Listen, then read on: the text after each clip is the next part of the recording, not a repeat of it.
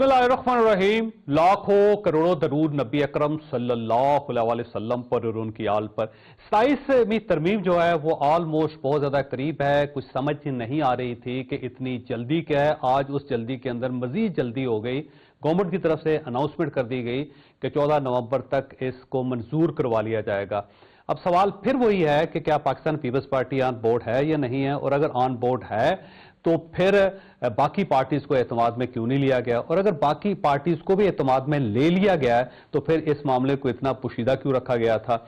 और एक और बड़ा सवाल यह पैदा होता है कि इतनी अर्जेंसी क्या है कि 14 नवंबर तक आपने हर सूरत इस तरमीम को पास करवाना है, और अगर गवर्नमेंट इसको पास करवा लेती है तो बाकी जो पार्टीज हैं वो इसको क्यों तस्लीम करेंगी। बड़े सवाल हैं जो आज के शो में हम डिस्कस करेंगे। और इसके साथ साथ इस्तांबुल में कल मुज़ाकरात दोबारा स्टार्ट हो रहे हैं। अब सवाल फिर वही है कि अगर 4 रोज़ा पहले मुज़ाकरात के अंदर मामला हल नहीं हो सका तो इस मरतबा कितने ज़्यादा इम्कानात हैं कि यह मसला हल हो सकेगा और अफगानिस्तान और पाकिस्तान दोनों अपने मामला सेटल करके भाई भाई बन के आगे बढ़ेंगे। तो दूसरा सवाल यह भी है जो आज के शो में हम डिस्कस करेंगे।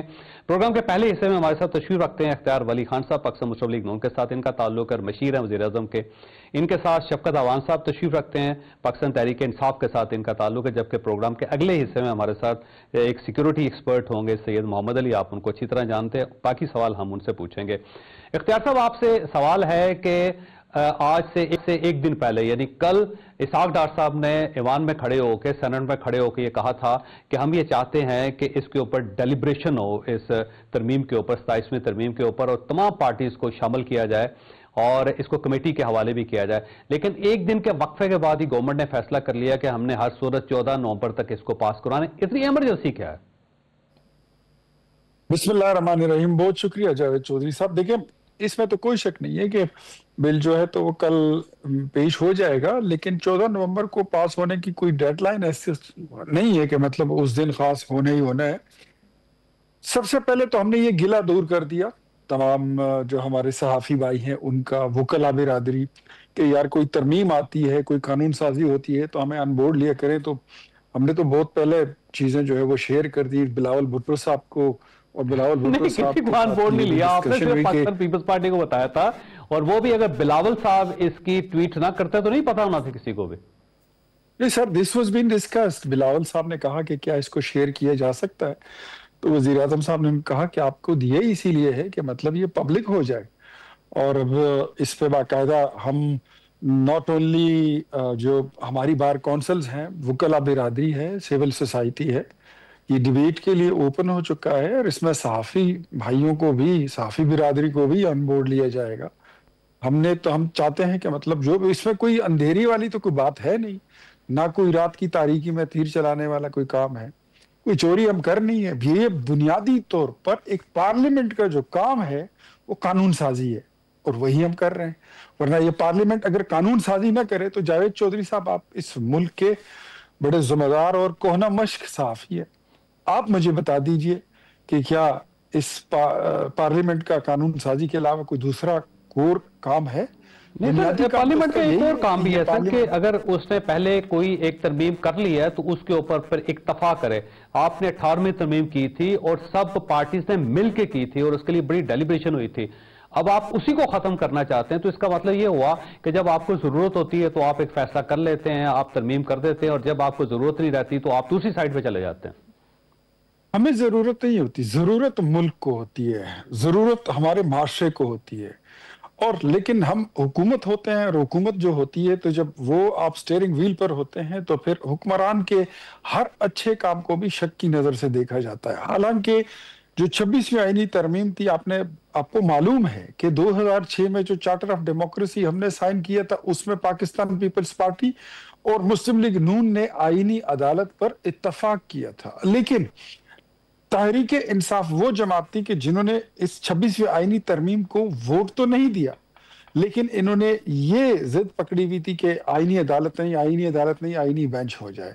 मौलाना साहब चूंकि हमारे उस बिल में इत्तेहादी थे अपोजिशन होने के बावजूद, तो उनका ये मुतालिबा फिर हमने मान लिया था और हमने बेंच, अदालत की बजाय बेंच बना लिया। लेकिन वो उसकी इंटेंसिटी कम हुई, उसकी अफादियत भी कम हो गई, اب اس کی جو ضرورت ہے وہ آپ کو معلوم ہے، میجسٹریسی نظام کی کتنی امپورٹنس ہے ہمارے معاشرے میں یہ بھی آپ کو معلوم ہے. تو سر یہ ساری چیزیں ہوتی ہیں، اگر ملک اور قوم کے مفاد میں، پاکستان کے مفاد میں اگر ایک چیز بنتی ہے تو میرے خیال میں اس کو ویلکم کرنا چاہیے. اور دوسرا، گڈ فار نتھنگ کمپنی کی مشہوری کے لیے جو ہے تنقید اور یا اس کی مخالفت کرنا، میرا اٹس ناٹ یہ کوئی اچھی بات نہیں ہے. ٹھیک. شفقت اعوان صاحب دیکھیں، ایک آرگومنٹ یہ بھی ہے کہ پارلیمنٹ کا کام ہی قانون بنانا ہے، قانون کے اندر ترمیم کرنی ہے، اور آئین کے اندر اگر کوئی گڑبڑ ہو گئی ہے تو اس کو ٹھیک کرنا ہے. جیسے کہ 243 آرٹیکل 243 ہے، وہ بھی اس وقت زیر بحث ہے. اور اگر اس کا ایک نقطہ دیکھا جائے تو وہ غلط نہیں ہے کہ 1971 کی جنگ کے بعد ایک آئین بنا تھا 1973 میں، اور اس وقت یہ جو آرٹیکل ہے وہ متعارف کروایا گیا تھا 243. اور اب 52 سال ہو گئے ہیں اس کے اندر کوئی ترمیم نہیں کی گئی. حالات کتنے بدل گئے، اسٹریٹجیز کتنی بدل گئی، جو وار تھیٹر ہے وہ کتنا تبدیل ہو گیا. اب بھی اگر اس کے اندر ترمیم نہیں کرنی تو کب کرنی ہے؟ انڈیا تو اس میں 4 مرتبہ ترمیم کر چکا ہے. تو یہ ظاہر پارلیمنٹ کا کام ہے، اس نے کرنا ہوتا ہے اور اس کو کرنا چاہیے. جوید صاحب، میرے بھائی، بڑے بھائی اختیار ولی صاحب مذاق کر رہے تھے یا سنجیدہ تھے، میں نہیں سمجھ پایا. کہ صحافی بھی اب خوش ہو جائیں، وکیل بھی خوش ہو جائیں، اور عوام بھی خوش ہو جائے کہ ہم نے ڈیلیبریشن کر رہے ہیں. میں ابھی اسمبلی سے آ رہا ہوں اور وہاں پہ ایک وزیر صاحب کھڑے ہو کے کہہ رہے تھے بھائی آپ کو کیا جلدی ہے، بات اس وقت کریں 27ویں ترمیم کی جب مسودہ آ جائے. تو یہ کس بات کی اتنی کریڈٹ لے رہے ہیں؟ مذاق ہی کر رہے ہوں گے، میں سمجھ نہیں پایا کہ کیا مل گیا. صحافی جو صاحب آپ کے پاس مسودہ ہے، کسی بات میں مسودہ ہے، یا عوام کے پاس مسودہ ہے، یا پارلیمنٹ کے پاس مسودہ ہے؟ کس بات گورنمنٹ کے صرف 2 وزیر ہیں جن کے پاس مسودہ ہے، اور پاکستان پیپلز پارٹی کے 2 لوگ ہیں جن کے پاس یہ مسودہ ہے، اس کے پاس کسی کے پاس نہیں اس کے علاوہ. اچھا، میری ریکویسٹ سنیں، مجھے بات کرنے دیں. تو یہ کس بات کی بات کریں؟ ابھی اسمبلی میں انہوں نے ہمیں کہا ہے کہ بھائی چپ ہو جائیں، آپ ایک ترمیم آنے سے پہلے ہی اس کے خلاف بول رہے ہیں. ابھی تو مسودہ ہی نہیں آیا، ابھی تو ہمیں بھی نہیں پتا کہ مسودہ کیا ہے، ابھی تو کسی کو نہیں پتا کہ وہ کیا ترمیم آنی ہے. تو یہ کیا کہہ رہے ہیں کہ جی صحافیوں کو بھی ہم نے گلہ دور کر دیا، وکیلوں کا بھی دور کر دیا، عوام کا بھی دور کر دیا. تو اس طرح تو مذاق نہ کریں اس قوم کے ساتھ. خدا را کچھ تو خیال کریں نا، یہ تو بہت اچھی بات نہیں ہے. آپ نے کچھ کسی کو مسودہ دیا ہے، ابھی آپ نے مسودہ سامنے نہیں لائے اور 14 کو آپ نے پاس بھی کروا لینا ہے. چودھری صاحب، جب ترمیم ہوتی ہیں آئین میں تو وہ سالوں ڈیبیٹ ہوتی ہے، ان میں بارز میں ہوتی ہے، سوسائٹی میں ہوتی ہے، صحافی کرتے ہیں، عام لوگ کرتے ہیں، پارلیمنٹ میں تو ڈسکشن ہوتی ہے اور بڑی لینتھی ہوتی ہے. یہ تو ترمیم لے کے آتے ہیں اور اگلے لمحے یہ پاس انہوں نے کروانی ہوتی ہے. یہ کیا اب بات ہم سے کر رہے ہیں؟ یہ کیسی مذاق ہے جو اس قوم کے ساتھ کیا جا رہا ہے؟ خدا را کل آپ نے ترمیم کروائی ہے، لوگوں کو بھگا کے دوڑا کے، پتہ نہیں، میں تو 1 مہینہ چھپا رہا ہوں کے پی کے میں اس ترمیم کی وجہ سے، گھر والوں سے دور، پھر گھر والے کہیں چھپے رہے ہیں. اس لیے خدا را ایسی تو مذاق نہ کرے نا. ایک ایشو یہ بھی ہے کہ جب سب سے پہلے ظاہر ٹینڈر ہو رہی ہے، ترامیم بل جو ہے وہ سینٹ کے اندر، اور جمعے کے دن ہوگا 7 تاریخ کو. تو جو گورنمنٹ ہے اس کے اتحادیوں کے سینٹ کے اندر 61 ووٹ ہیں، جبکہ اسے پاس کروانے کے لیے 2/3 میجارٹی کے لیے 64 نہیں ہے. میری بات کا جواب آپ ہم سے لے لیں. اب یہ 3 ووٹ کہاں سے آئیں گے؟ ایک سوال ہے یہ. یہ مجھ سے پوچھ رہے ہیں آپ؟ جی آپ سے پوچھ رہا ہوں شفقت صاحب، کیونکہ لوگ، مجھے لگتا ہے آپ کے لوگ ووٹ دیں گے. میری بات سنیں، ووٹ تو پورے کروا لیں گے، پھر کسی کو اٹھا لیں گے، پھر کسی کو ڈرا لیں گے، پھر کسی کو کسی کی فیملی اٹھا لیں گے، اور پھر آ کے آپ نے دیکھا نہیں تھا وہ ویل چیئر پہ سینیٹر بیچارہ جو اختر مینگل، جس کی وجہ سے مستعفی بھی ہو گئے، کیسے اس کو اٹھا کے لے آئے اور ووٹ دلوا دیا. اس لیے ان کے لیے کیا مسئلہ ہے بندے پورے کرنا؟ تو تھوڑی انہوں نے خود کرنے ہیں، جنہوں نے پورے کرنے ہیں ان کو پورے کر کے دیں گے. ہمیں اس سے کوئی مسئلہ نہیں ہے، ہم انہوں نے کر لینے ہیں، ہمیں پتہ ہے کسی اور کو اٹھا لیں گے، لیکن کم از کم اس کو ڈیبیٹ تو کر دے لوگ. کوئی ایک جو آئینی طریقہ کار ہے، جو اخلاقیات ہیں، جو جمہوری روایات ہیں، ان کا تھوڑا خیال کر لیں.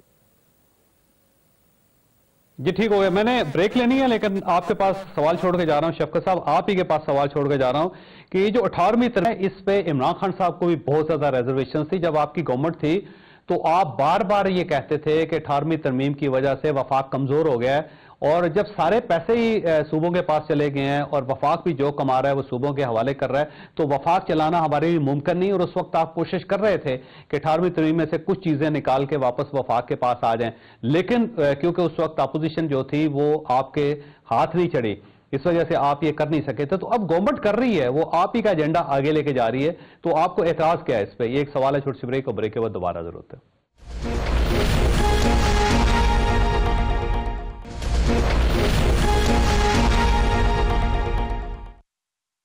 پروگرام میں دوبارہ خوش آمدید۔ شفقت صاحب یہ فرمائیے گا کہ آپ بھی 18ویں ترمیم میں تبدیلی کرنا چاہتے تھے، آپ الیکشن کمیشن کو مزید امپاور کرنا چاہتے تھے، ساتھ ساتھ آپ آئینی عدالت بھی بنانا چاہتے تھے، جہاں تک میری یادداشت کا تعلق ہے مجھے یاد آتا ہے کہ عمران خان صاحب یہ سب کچھ کرنا چاہتے تھے لیکن وہ نہیں کر سکے، تو اب آپ کا ایجنڈا یہ گورنمنٹ لے کے آگے بڑھ رہی ہے، تو آپ کو اعتراض کیا پھر اس میں؟ صاحب پہلی بات تو یہ ہے کہ ہم نے کبھی آئینی عدالت کی بات نہیں کی ہے، آپ بے شک اس پہ ڈیبیٹ کر لیں۔ دوسری بات یہ ہے کہ ہم کبھی بھی نہیں چاہتے کہ صوبوں کے اختیارات کم کریں، اور ہم اب دیکھیں آج مسئلہ ان کو درپیش یہ ہے کہ کے پی کے میں بہت زیادہ معدنیات ہیں، بلوچستان میں بہت زیادہ معدنیات ہیں، یہ امریکہ کو اپنی معدنیات بیچنا چاہتے ہیں، اور اس کے آڑے آ رہی ہے 18ویں ترمیم۔ اب اس کو یہ رول بیک کر کے صوبوں کے اختیارات کم کر کے یہ ظلم کرنا چاہتے ہیں اس صوبے کے ساتھ بھی اور پاکستان کے ساتھ بھی، اس لیے پاکستان تحریک انصاف اس کے سامنے بالکل کھڑی ہوگی، اور ہم ایسا نہیں ہونے دیں گے کہ صوبوں کے اختیارات کم کریں اور آپ اپنی من مانیت۔ لیکن سر دیکھیں دو چیزیں جو ہے نا وہ گورنمنٹ کی جسٹیفائیڈ بھی ہیں، ایک تو تعلیم ہے، جب تعلیم صوبوں کے پاس چلی گئی ہے تو ہر صوبے کا اپنا ایک تعلیم کا سسٹم ہے جو ظاہر ہے ایک نیشنل ہارمونی کریٹ نہیں کر رہا، دوسرا جو آبادی ہے وہ بے تحاشا ہے اور اس کے اضافے کو کوئی نہیں روک رہا، تو اگر وفاق ان دونوں سبجیکٹس کو اپنے ہاتھ میں لے گا تو پاکستان کے لیے بہتری ہے، اس میں نقصان کیا ہے؟ دیکھیں ابھی آپ نے پورا سٹرکچر تباہ و برباد کر دیا ہے پنجاب کا تعلیم کا، آپ نے سکول پرائیویٹائز کر دیے ہیں، جہاں پہ ایم فل لوگ پڑھا رہے تھے وہ آپ نے پرائیویٹ لوگوں کے ہاتھوں میں دے دیے ہیں، جہاں پہ آج ایف اے پاس 15,000 روپیہ لے کے لوگوں کا فیوچر کے ساتھ کھیل رہا ہے۔ آپ نے پورا کا پورا سٹرکچر ختم کر دیا ہے پنجاب نے تعلیم کا، اب اس کے بعد آپ اور کیا تجربہ کرنا چاہتے ہیں اس تعلیم کے ساتھ؟ دیکھیں تعلیم اور صحت کسی بھی اسٹیٹ کی بنیادی رسپانسبلٹیز ہیں کہ وہ لوگوں تک یہ دیں، ان کو تعلیم بھی دیں اور صحت بھی دیں، آپ نے دونوں کے ساتھ کیا کھیل کھیلا ہے پنجاب میں؟ اور اس کے بعد اب آپ تعلیم کو اس لیے وفاق میں آ رہا ہے نا، یہ اگر پنجاب پرفارم نہیں کر سکا، سندھ نہیں کر سکا، کے پی چلیں کر گیا ہوگا، بلوچستان کر گیا ہوگا، تو اسی لیے وفاق کے پاس آ رہے ہیں نا، بڑے صوبے ہیں وہ پرفارم نہیں کر سکے۔ پتہ نہیں، دیکھیں یہ جب آئے گی ترمیم اور ہم اس پہ ڈیبیٹ کریں گے، کہ میں تو ابھی فی الحال اس پہ نہیں کیٹیگوریکلی تو یہ نہیں کہہ سکتا، لیکن آپ نے ان کو فنڈز دیے، وہاں پہ صوبوں کو یہ اختیارات دیے کہ وہ اپنا، آپ ایسے کریں نا کہ آپ کہہ دیں کہ جی پورے پاکستان میں کیریکولم ایک ہی ہوگا اور اختیارات جو ہیں وہ پنجاب کے پاس صوبوں کے پاس رہنے دیں، کیریکولم تو پورے پاکستان میں ایک کیا جا سکتا ہے نا، یہ تو اس میں چاروں صوبوں میں آپ ایک ہی کر دیں سب کے لیے نصاب۔ جی بالکل ٹھیک، اختیار صاحب کے پاس جانا دیں مجھے، اختیار صاحب کے پاس۔ اختیار ولی صاحب یہ دیکھیے گا 18ویں ترمیم آپ سب لوگوں نے مل کے کی تھی، اب اس کو اگر انڈو کر رہے ہیں تو عجیب سی بات ہے۔ دوسرا پاکستان پیپلز پارٹی نہیں مان رہی، جو میری انفارمیشن ہے 18ویں ترمیم پہ این ایف سی ایوارڈ پہ پاکستان پیپلز پارٹی آپ کی بات نہیں مان رہی، البتہ باقی جو تبدیلیاں اس پہ پاکستان پیپلز پارٹی راضی ہے، اور یہ گیو اینڈ ٹیک ہو رہا ہے کہ جو کشمیر کی گورنمنٹ ہے ظاہر پاکستان پیپلز پارٹی کو مل جائے گی اور آپ کو 27ویں ترمیم مل جائے گی۔ اچھا چودھری صاحب دیکھیں، کوئی بھی بات ہم قبل از وقت نہیں کر سکتے کہ مطلب پیپلز پارٹی نہیں مان رہی یا ہم گیو اینڈ ٹیک کر رہے ہیں، ہمارا ذاتی کون سا مفاد ہے؟ ہم تو یہ چاہتے ہیں کہ ملک کا مفاد ہو، وہ پرائرٹائز ہو۔ جہاں تک آپ نے این ایف سی کی بات کی ہے تو دیکھیں این ایف سی میں بھی کئی سکم موجود ہیں۔ اب میں دوسرے شو سے آ رہا ہوں، میرے ساتھ پاکستان تحریک انصاف کے ایک دوسرے ساتھی بیٹھے ہوئے تھے جو کبھی خیبر پختونخوا میں وزیر خزانہ رہے تھے۔ میں ان کو یہ کہہ رہا تھا کہ آپ کی جب حکومت تھی، آپ نے 4.25 سال میں 4 بجٹ آپ نے پیش کیے تھے، 5 बजट में आपने अपनी वफाकी हुकूमत से कितने साल नेट हाइडल प्रॉफिट वसूल किया? कितने साल आपने एनएफसी का अपना शेयर लिया? नथिंग। तो सुकम मौजूद है, उन सुकम को दूर किया जाना चाहिए। बेशक एनएफसी अवार्ड को फाइनल करते वक्त सारे सूबों ने, पंजाब ने बहुत ज्यादा कुर्बानी दी है और सब दोस्तों ने उसको कबूल किया है। जरूरी नहीं है कि उसको छेड़ा जाए, लेकिन डिस्कस जरूर किया जा सकता है। It's a debate open now, और इस पे अब डिबेट हो सकती है। जहां तक बात है पाकिस्तान तहरीक इंसाफ के दोस्तों की, तो शफकत साहब माजरत के साथ, हम अगर कुछ भी ले आए ना, आपने वोट फिर भी नहीं देना। गुज़श्ता 26वीं आईनी तरमीम का आपकी लीडरशिप ने क्रेडिट लिया मौलाना साहब के साथ खड़े होकर कि 26वीं आईनी तरमीम का 1/3 of the constitution was going to be amended, और हमने इतना कम कर दिया, और अपना क्रेडिट आपने ले लिया, और फिर कल आप वोट देने के लिए नहीं आए। हमने आपको एक पॉलिटिकल पार्टी समझा, लेकिन आपने फिर वही क्रिकेट के खिलाड़ियों की तरह, जो माली गले में क्रिकेट खेलते हैं, उनकी तरह बिहेवियर किया। ऐसे तो नहीं होता ना। मुल्की मामलात में और गली मोहल्ले की कूचों के क्रिकेट मैचेस में बड़ा फर्क होता है। क्रिकेट का मैच हार जाए ना, तो उसके बाद दूसरा मैच होता है, लेकिन खुदा ना खास्ता कभी जंग हार जाए ना, तो दूसरी जंग फिर नहीं होती, फिर आप मफतूह बन जाते हैं। तो बात ऐसी है कि जो चीज मुल्क की मफाद में हो उसकी तरफ आ जाएं। आपका लीडर तो मुल्क की मफाद की बात नहीं करता, आपसे तो जो भी बात होगी, जो भी डिस्कशन होगी, आपने घूम फिर के हम आपको बोलेंगे कि अदालती निजाम ऐसा होना चाहिए, एक आइडियल होना चाहिए। आपने बोलना है कि यार कैदी 804 को रिहा कर दो। हम आपको बोलेंगे कि आईनी अदालत या आईनी बेंच। हम आपको बोलेंगे कि अवामी मफाद और अवामी मामलात, पाकिस्तान का मफाद। जंगे अब 1971 की तरह नहीं हो रही, अब जंग 2025 की तरह होती है, जो मई में हुई थी। अब सिर्फ वो पुराना जमाना नहीं रहा कि बरी फौज, बहरी फौज और हवाई फौज। अब तो आपको मीडिया की जंग अलग लड़ना पड़ती है, सोशल मीडिया की जंग अलग लड़ना पड़ती है।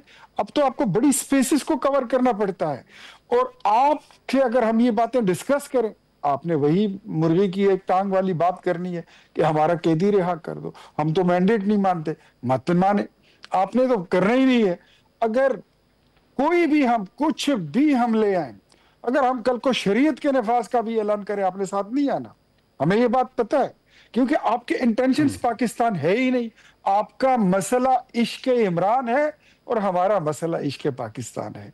यही फर्क है जो हम में और आप में। ठीक हो गया। अब जाहिर है ये आपने एतराज किया है, शफकत अवान साहब के पास ही मैंने जाना है, उनसे मैंने पूछना है कि आप मुल्क से ज्यादा मुकद्दम इमरान खान साहब को क्यों समझते हैं ये, और क्यों आप भूल जाते हैं कि अगर ये मुल्क है तो शायद मुल्क नहीं है, तो ना इमरान खान है ना आप हैं, तो आप रैशनल होके गवर्नमेंट के साथ क्यों नहीं बैठते? छोटी सी ब्रेक हो, ब्रेक के बाद दोबारा हाजिर होते हैं।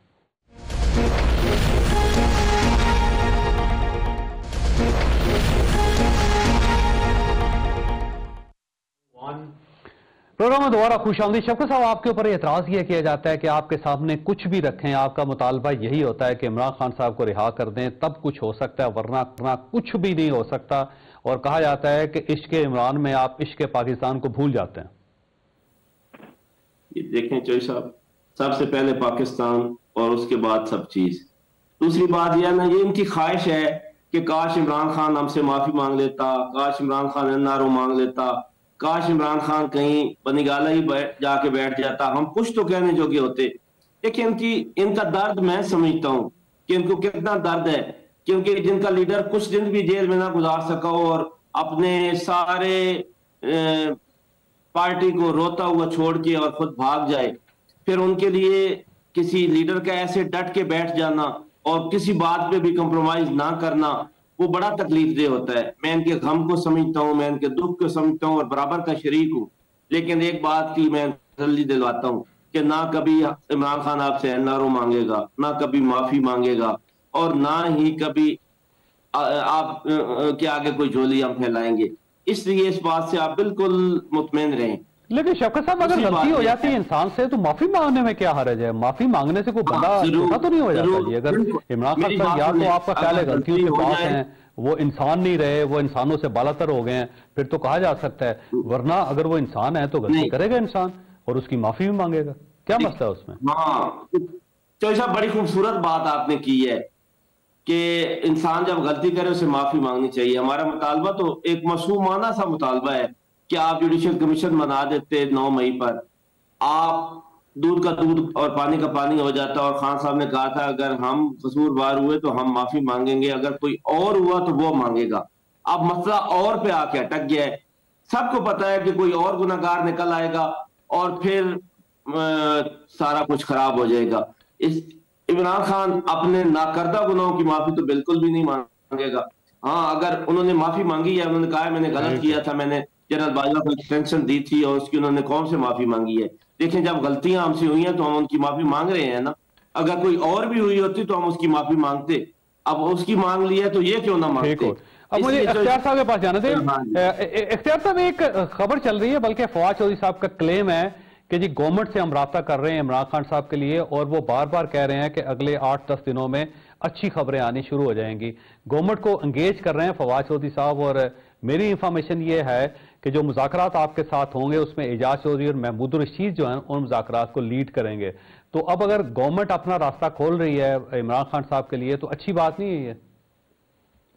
بالکل اچھی بات ہے. ہم کہتے ہیں کہ راستے کھلنے چاہیے, اور ہم نے تو بہت پہلے ان کو بتا دیا تھا کہ 9 مئی پہ آپ پاکستان کی عوام سے معافی مانگے, آپ پاک فوج سے معافی مانگے, آپ کو معافی مانگنی چاہیے, علی اعلان مانگنی چاہیے. آپ نے غلطی کی, آپ نے زیادتی کی, اپنے ملک پہ آپ نے اٹیک کیا تھا.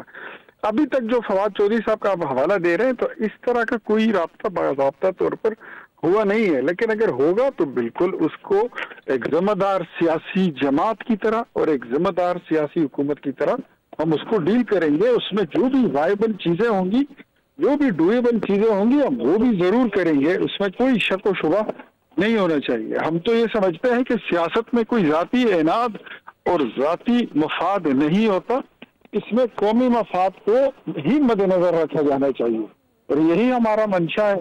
تو ہم سمجھتے ہیں کہ سب سے پہلے ان کو اگر یہ معافی مانگ لے تو بڑی بہتر بات ہے. یہ اس طرح تو نہیں ہوگا نا کہ آدھا پیتر آدھا بٹیر. کچھ چیزیں آپ اپنی مرضی کی اگر آپ کے ہوں تو آپ اس کو تسلیم کرتے ہیں, جو آپ کی مرضی کے نہیں ہے اس کو آپ نہیں مانتے. یہی پاکستان تحریک انصاف ہے. اگر ان کے قیدی کو ہم چھوڑ دیں تو یہ کوئی بھی ترمیم لانے کے لیے تیار ہوں گے, یہ کوئی بھی شرائط ماننے کے لیے تیار ہوں گے. تو میرے خیال میں یہ منافقت جو ہے یہ چھوڑ دینی چاہیے, ذمہ داری کا احساس کرنا چاہیے, قومی ذمہ داری کا. اچھا شفقت صاحب, یہ آپ کے لیے فواد چودھری صاحب کیوں ڈیل کرنا چاہتے ہیں گورنمنٹ سے, اور اعجاز چودھری صاحب, محمود الرشید صاحب مجھے لگتا ہے یہ لیڈ کریں گے, کوئی شاہ محمود قریشی صاحب نے مدد کر لی ہے, وہ مذاکرات کو لیڈ نہیں کرنا چاہتے. تو اب یہ دو لوگ اگر عمران خان صاحب کے لیے کوشش کرتے ہیں اور گورنمنٹ کی طرف سے کوئی سافٹ کارنر پیدا ہو جاتا ہے تو آپ کا مسئلہ تو حل ہو جائے گا. دیکھیے میری بات سنیں, یہ ایک بات کریں, یا تو کہیں کہ ہم گناہگار نہیں ہیں تو یہ ہمیں چھوڑ دیں گے, اگر ہم گناہگار ہیں تو یہ ہمیں کون ہے معافی دینے والے, ہمیں عدالتیں معافی دے دیں گی, یا اس بات پہ رہیں. یا تو پھر کہیں کہ ہم نے اپنی انا میں رکھا ہوا ہے اور ہم ان کو چھوڑیں گے جب ہماری مرضی ہوگی. دیکھیے مذاکرات والی بات آپ کیوں کر رہے ہیں؟ کیا مذاکرات عدالتی معاملات میں بھی ہونے چاہیے؟ بالکل بھی نہیں, اس کو عدالتوں کو فیصلہ کرنا چاہیے. فواد چودھری صاحب کر رہے ہیں, فواد چودھری صاحب کوشش کر رہے ہیں, اور وہ اور ان کا خیال یہ ہے کہ عمران خان صاحب جب تک باہر نہیں آئیں گے اس وقت تک یہ پولیٹیکل پولرائزیشن ختم نہیں ہوگی. میری بات سنیں چودھری صاحب, ہو از فواد چودھری؟ پاکستان تحریک انصاف میں جب برا وقت آیا اور ایک بندہ بھاگ گیا ہم کو مشکل وقت میں چھوڑ کے, اس کا پارٹی سے کیا تعلق ہے؟ ہم ڈس اون کرتے ہیں بھائی فواد چودھری کو اور اس کے سارے مذاکرات کی کوششوں کو اور اس کی ساری باتوں کو. آپ کیوں اس کو لے کے آتے ہیں بیچ میں جب ہم مانتے ہی نہیں فواد چودھری کو, ہمارا بندہ ہی نہیں ہے, ہمارا کوئی شخص اگر مذاکرات کر کے عمران خان صاحب کو ریلیف دلوا سکتا ہے تو آپ کو کیوں ایشو ہے, کیا ایشو ہے آپ کا؟ ہمیں کوئی معافی نہیں چاہیے, ہمیں انصاف چاہیے. ریلیف کیا ہوتا ہے؟ ہمیں انصاف چاہیے. اگر یہ آپ عمران خان صاحب کو اندر ہی رکھنا چاہتے ہیں, جیل کے اندر ہی؟ نہیں چودھری صاحب, آپ نا تھوڑا باتوں کو سمجھا کریں, یا مجھے سمجھانے میں شاید کمی آ رہی ہے, میری کم علمی ہے. میں صرف اتنا ہی ریکویسٹ کر رہا ہوں کہ جب معاملہ عدالت میں ہے تو پھر انہوں نے معافی ہمیں دینی ہے یا عدالت نے فیصلہ کرنا ہے؟ مجھے اس بات کی نہیں سمجھ آ رہی. یعنی کہ اگر فواد چودھری صاحب ان سے بات کریں گے تو خان صاحب باہر آ جائیں گے، اس کا مطلب یہ ہے کہ انہوں نے خان صاحب کو اندر رکھا ہوا ہے اور کوئی وجہ نہیں ہے. یہ بات پھر سامنے تو یہی آتی ہے. بطور وکیل تو میں یہی بات سمجھ پایا ہوں اس ساری بات سے. اور دوسری بات یہ ہے کہ فواد چودھری از نو پرسن، اس کا ہم سے کوئی تعلق نہیں. ٹھیک ہو گیا. میں شفقت صاحب اور اختیار ولی صاحب دونوں کا گزارا ہوں. خاص ساتھ یہاں پہ چھوٹی سی بریک لینی ہے اور بریک کے بعد سید محمد علی صاحب ہمارے ساتھ ہوں گے.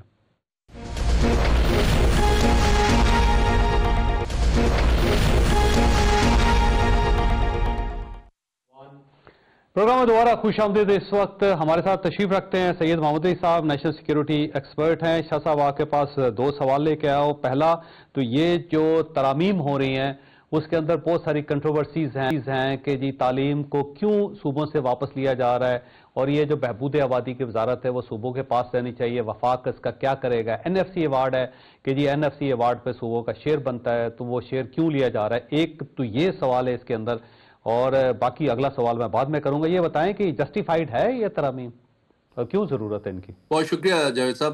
اچھا، میں اس کو ایک مختلف زاویے سے دیکھتا ہوں as a national security expert. دو تین چیزیں میں آپ کے وساطت سے شیئر کرنا چاہوں گا جو کہ بہت کرٹیکل ہے نیشنل سیکیورٹی کے لیے.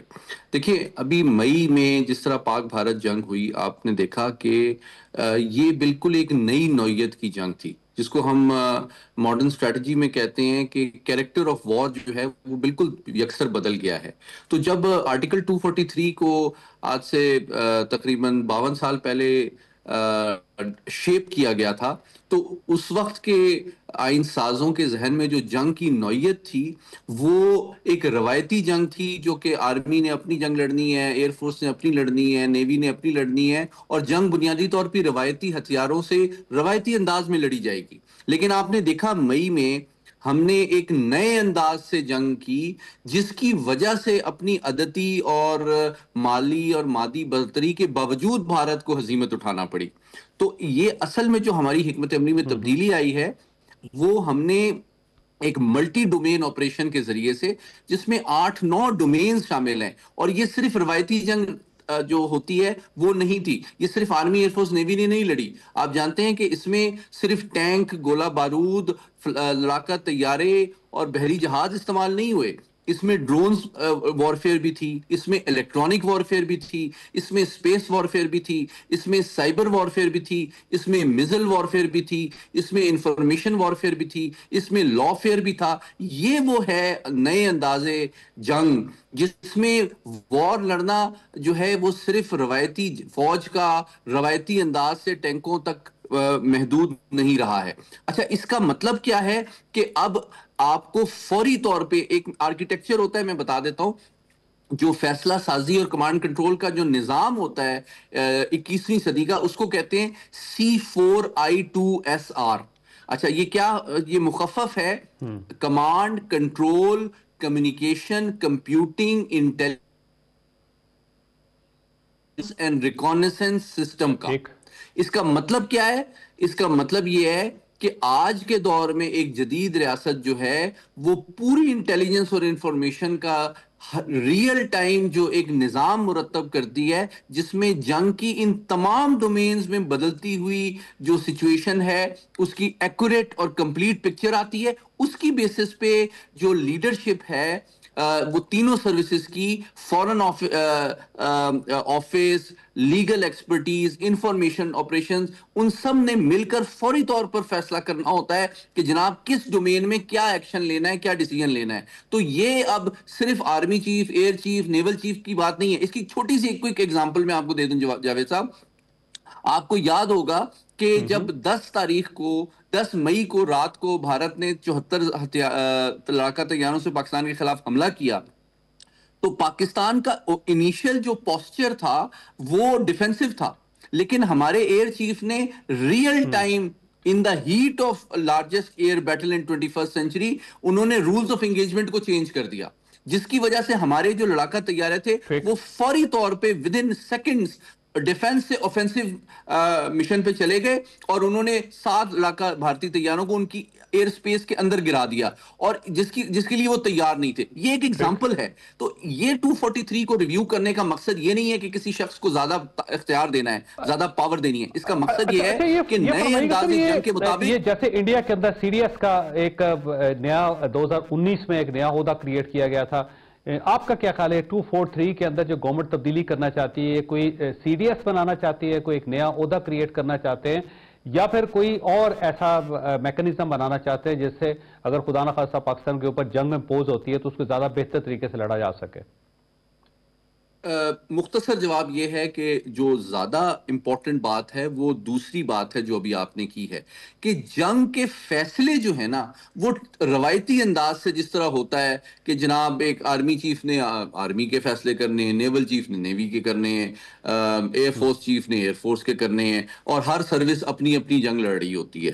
تو اب 2025 میں ایسا یہ لگژری پاسبل دنیا کی کسی بھی ملک کے لیے نہیں ہے. اور آخری بات بہت امپورٹنٹ آپ کے سامنے رکھنا ضروری ہے کہ اس وقت بھارت جس نوعیت کا ان کا پوسچر ہے اوفینسو اور اگریسو، اور جس طرح کی وہ مشقیں کر رہے ہیں سر کریک کے پاس بھی، بہالپور کے پاس بھی، اس کا مقصد یہ ہے کہ وہ بھی مئی کی جنگ کے بعد ان تجربات کو، ان نظریات کو ری تھنک کر رہے ہیں، ٹیسٹ کر رہے ہیں کہ پاکستان کے خلاف اگلی جو انہوں نے جنگ لڑنی ہے وہ کس طرح سے لڑنی ہے. اور اس میں وہ اب ایک سینرجی کی طرف جا رہے ہیں، انٹیگریشن کی طرف جا رہے ہیں، اور اس میں بھی آرمی، ایئر فورس، نیوی مل کر آفینسو آپریشنز پلان کر رہی ہے. اس میں بھی ڈرونز کا رول ہے، اس میں بھی اور سروسز کا رول ہے. تو ہم نے اب اس نئے نوعیت کا جو تھریٹ ہے اس سے نمٹنے کے لیے اگلی جنگ کی جو تیاری کرنی ہے، اس کے لیے ضروری ہے کہ ہم 52 سال پرانے کمانڈ کنٹرول کے سٹرکچر کو نہ دیکھیں، اور آج کے دور کے مطابق، آج کے خطرات کو سمجھتے ہوئے، آج کے اسٹریٹجک ڈیسیژن میکنگ کا ایک سسٹم شیپ کریں، پارلیمان کے ذریعے سے ایک کینڈیڈ انفارمڈ ڈیبیٹ کے نتیجے میں، جو کہ آج کی جنگ کے سپیڈ، انٹینسٹی اور کمپلیکسٹی کے چیلنج کو سے ڈیل کر سکے. ٹھیک. اچھا، دوسرا یہ فرمائیے کہ کل دوبارہ طالبان کے ساتھ ڈائیلاگ سٹارٹ ہو رہے ہیں استنبول میں، اور پہلے جو ڈائیلاگ ہوئے تھے وہ بڑے انٹینسیو تھے اور اس کے اندر بہت زیادہ مائنیوٹ ڈیٹیلز میں بھی گئے. 4 راؤنڈز ہوئے لیکن ان کا کوئی فائدہ نہیں ہوا. تو کوئی امید ہے کہ کل سے جو نئے سٹارٹ ہو رہا ہے فیز، اس میں کوئی نتیجہ خیز ثابت ہو جائیں گے؟ یہ دیکھیے، میں سمجھتا ہوں کہ 2-3 چیزیں تو بالکل واضح ہیں. ایک تو یہ ہے کہ بدقسمتی سے افغان طالبان جو ہیں وہ فیٹ ڈریگنگ کر رہے ہیں. بالکل پاکستان کا ایک ہی ایجنڈا ہے کہ جناب افغان سرزمین سے پاکستان کے خلاف جو ہے حملے نہ ہوں، وہ چاہے بی ایل اے کرے، ٹی ٹی پی کرے، یا افغان طالبان کریں، یا کوئی بھی کرے. تو اس کی گارنٹی ایک ٹرانسپیرنٹ انداز میں اور ایک انٹرنیشنلی ویریفائبل انداز میں پاکستان ایکسپیکٹ کرتا ہے، جس سے میں سمجھتا ہوں کہ بدقسمتی سے کابل انتظامیہ ابھی تک پہلو تہی کر رہی ہے.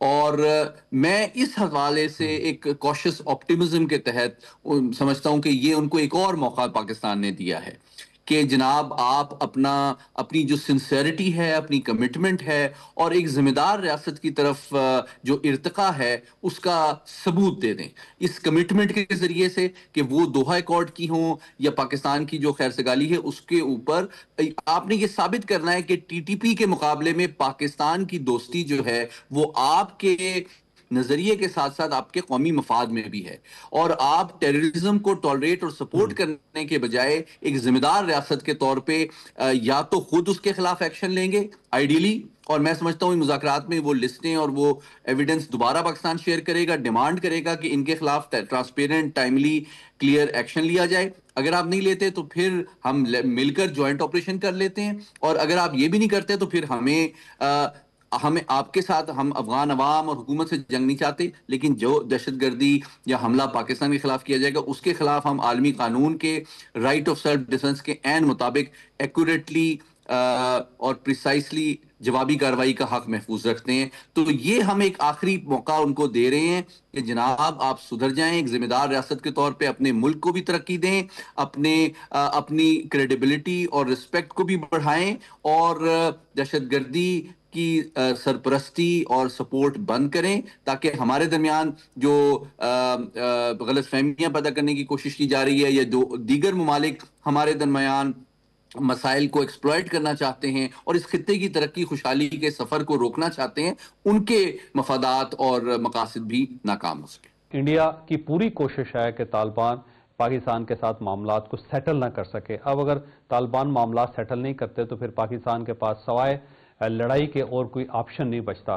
اب پھر جو سینیریو پیدا ہوگا وہ سینیریو یہ ہوگا کہ ایک سائڈ سے جو پاکستان کا مشرقی بارڈر ہے وہاں سے انڈیا پریشر ڈالے گا پاکستان پہ، اور مغربی بارڈر جو ہے اس سے افغان طالبان جو ہیں وہ پریشر ڈالیں گے، اور اس وقت پھر ریئل ٹیسٹ ہوگا پاکستان کا۔ اور مجھے امید ہے کہ پاکستان جس طرح ہر قسم کے ٹیسٹ میں سرخرو ہوا ہے، یہ ٹیسٹ بھی پاکستان کے لیے کچھ زیادہ خوفناک نہیں ہوگا۔ پاکستان ثابت کرے گا کہ جب کوئی قوم جاگتی ہے تو کتنے چیلنجز کیوں نہ ہو، ان سب چیلنجز کا قوم مقابلہ کر لیتی ہے۔ مجھے اجازت دیں، انشاءاللہ تعالی پھر ملاقات ہوگی۔ اللہ تعالیٰ آپ اور آپ کے اہل خانہ کو ہر قسم کی مصیبت سے محفوظ رکھے۔ پاکستان زندہ باد۔